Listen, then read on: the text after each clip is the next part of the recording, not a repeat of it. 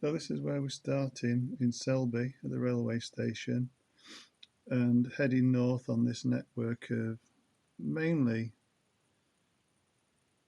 motor-free roads until you get to Naburn Lock and then Naburn Village, and then you join Sustrans Route 65 all the way back to the start point at Selby, apart from a little bit of road work at the end just here on the A19.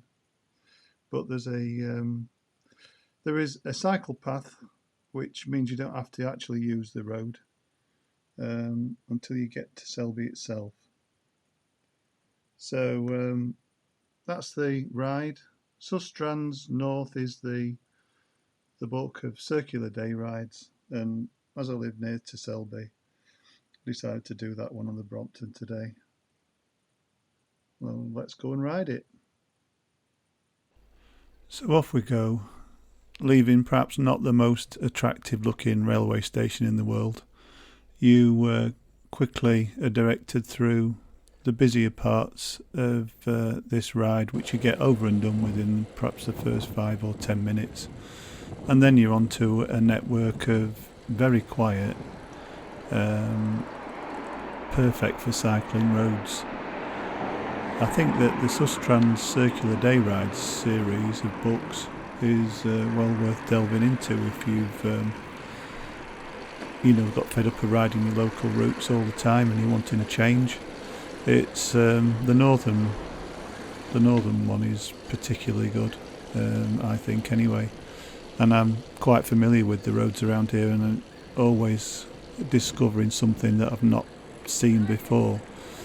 So you get a series of circular day rides, I think around about 30 miles, most of them, on National Cycle Network, mainly lanes and byways, and they usually take in interesting, if not spectacular, scenery, and most of them begin and end at a railway station, so it makes them very accessible, particularly to us with Bromptons.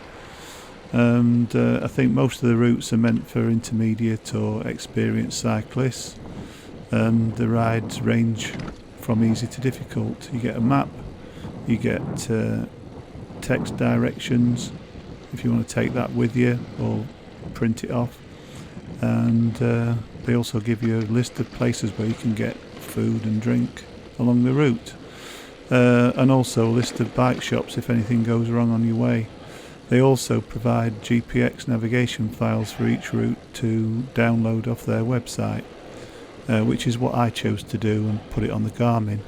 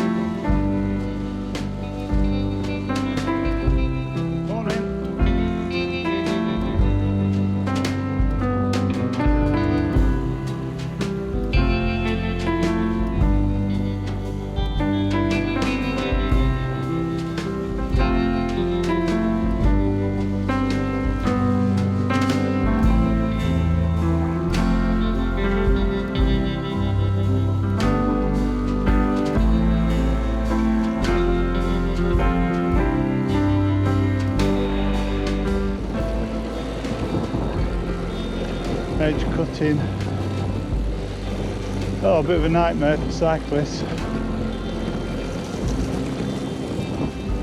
especially if it's blackthorn or hawthorn, something like that. Bloody thorns go for miles.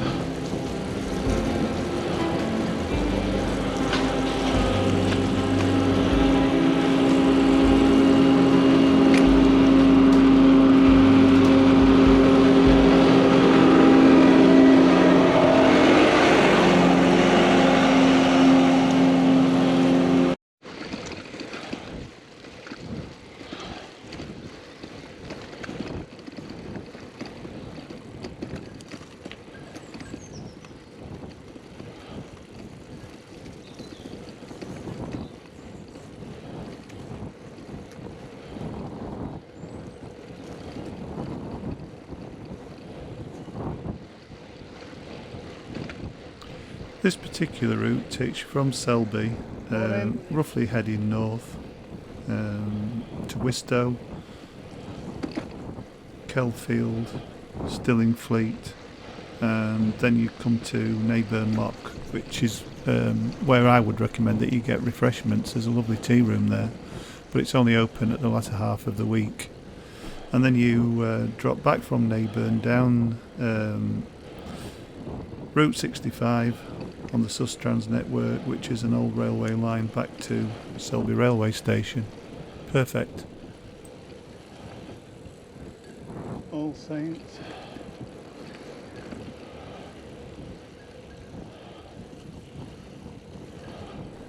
So in the modifications to the 6-speed Brompton, mine's a M6L, meaning it's got luggage carrying capacity and mudguards. I'm going to be talking about the brakes, because I fitted Fibrax brake blocks to replace the original ones which were worn.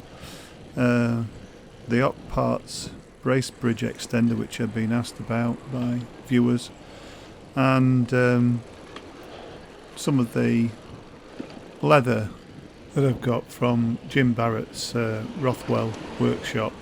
He makes specialist components, including bits for Brompton bikes, and I've got several, as you'll see later, from him, including a couple of new bits that you've not seen before.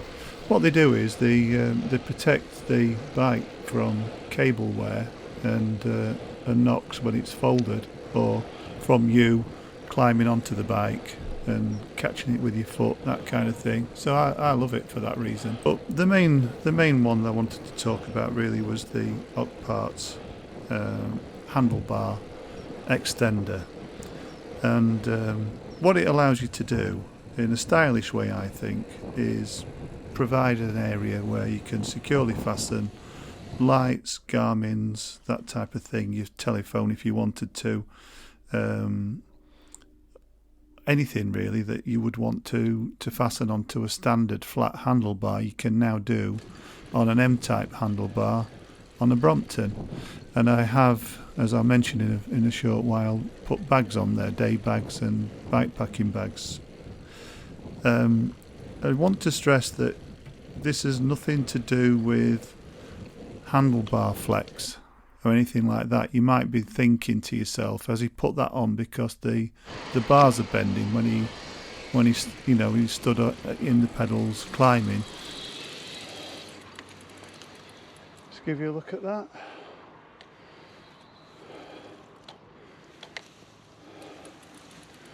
Beautiful. This is still the York Road. No, the handlebars are very, very strong.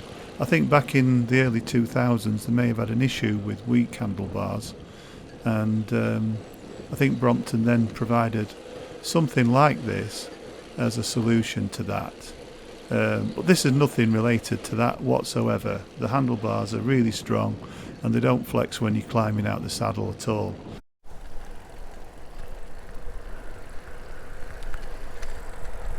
So once you get past Neyburn Lock, that's the start of the return journey, so you need to keep an eye open for this switchback here,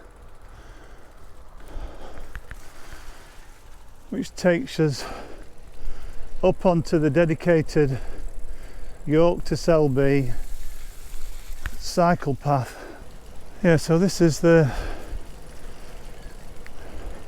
what formerly was a railway line from York to Selby, and it's now a dedicated cycle path with all sorts of trail magic cafes, etc., situated along it.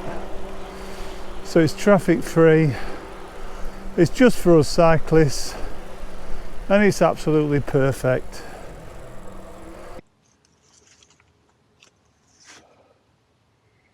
The blue sphere is a scale representation of Neptune, and this is known as the planets ride. which I'm not doing the whole of it today. It's in the morning. It's in the Quirky Bike Rides book.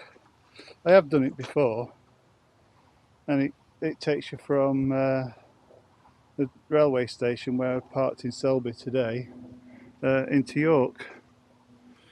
So that's the scale between Uranus and Pluto and Neptune here. So Pluto on the same scale is, as you can see there, 2.4 kilometers away. It's interesting.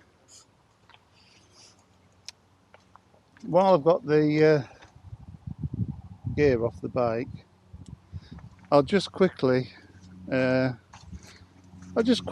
through the latest updates on modifications and hacks, etc. So I don't think there's anything going on at the back that you haven't seen already. I've got the safety camera / light on there. This is the main addition, really, the brace bridge extender from Oct, which I've previously touched upon very, very briefly. But as you can see, what it allows you to do is to stick all this stuff on your bars like you could on a normal flat barred road bike that up to now you haven't been able to do on a Brompton. So I've used, on longer rides than this one I'm doing today, I've been able to put a bar bag on there. I've been able to put a bike packing brace that I sometimes use on my mountain bike and have previously used on road bikes. To be quite honest, I don't really need to use it on a Brompton because you've got such a lot of luggage carrying capacity on it anyway that I wouldn't need to put a great big bike packing bar bag on anyway. But I have used a day bag where you can just reach and put snacks and things like that in there, which has proved useful. And I could still get that on there today, but it would obscure the road safety camera, and seeing as I've been on some roads today, I felt that was a priority rather than carrying stuff, because everything I need for today I can get in there and a lot more. So the other modifications, additions, this leather release for your front bag is fantastic. You've previously seen the leather on there to stop cable rub and also to stop you damaging the top tube paint with your foot. I've also got one for this front tube, and that's really effective in preventing cable rub over there. So it's not that I've got a fetish for leather or anything like that, but I just wanted an elegant way of preventing cable rub. You can get these in all different colours. Excuse me. So yeah, I think that's it. That's my modifications update complete. So there's that, there's this, which is really, really useful when you're at a station or something like that. Any commuters watching, yeah, recommend that very, very highly. And that's it, I think, for that. So back on the bike, I've got about 5 or 6 kilometres back to Selby railway station, so better get on my bike and get it done. See you in a bit.